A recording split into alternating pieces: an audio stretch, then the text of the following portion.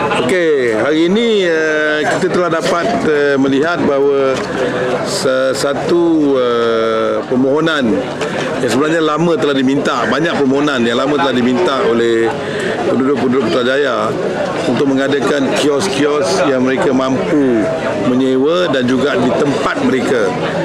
Walaupun kita sediakan banyak tempat perniagaan khususnya di food court, tapi mereka berkendakkan tempat yang lebih dekat dengan tempat yang mereka bermaksud tautin. Jadi apabila saya telah bincang dengan pihak Perbanan Putrajaya dan bincang dengan pihak Kementerian Wilayah Persekutuan, maka ini salah satu tempat yang telah kita pilih untuk menjadi peneraju kepada apa yang ingin kita laksanakan di seluruh Putrajaya, di mana kita akan bangunkan gerai-gerai seperti ini di tiap-tiap tempat penginapan ataupun tempat permastautin ataupun flat-flat, supaya isteri mereka yang tak bekerja ataupun ada dalam keluarga itu yang berminat untuk mendapatkan cari mata pencarian yang kedua selain daripada apa yang mereka buat, kita akan beri peluang kepada mereka untuk mengadakan perniagaan. Jadi ini menjadi satu contoh lah, di mana telah dibangunkan 10 gerai di kawasan Putra Harmoni ini.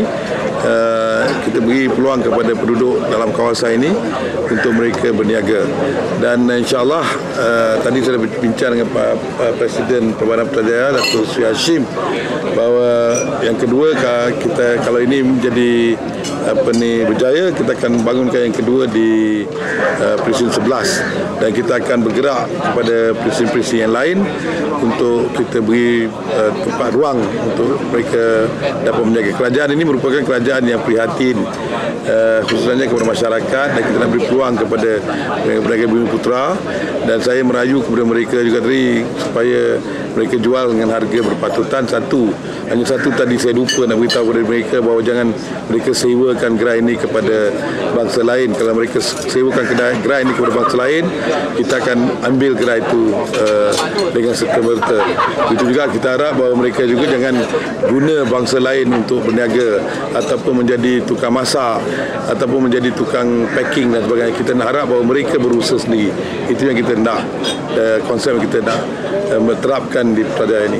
Dan saya berkeyakinan bahawa jika mereka laksanakan syarat-syarat ini, mereka akan dibenarkan untuk berniaga dalam kawasan ini. Okey? Tempoh tak? Untuk seorang pemilik itu, gerai itu ada tempoh tak? Kita tak bagi tempoh kan, tak ada. Kita bagi dia, kita bagi dia permanent. Dia kena ikut syarat lah. Kalau syarat dia tak ikut, kita akan batalkan immediately. Tak ada tempoh-tempoh, tak ada 2 minggu, seminggu, tak ada.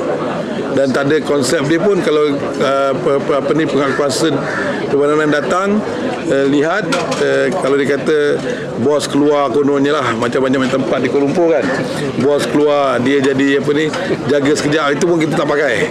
Tak ada bos-bosnya, dia mesti menjaga sendiri. Kita tak nak gerai ni kita beri, dia ambil sewa, dia bayar, lepas tu dia ambil orang lain pula menjaga dan dia makan atas untung tu. Kita nak dia sendiri menjaga. Okey.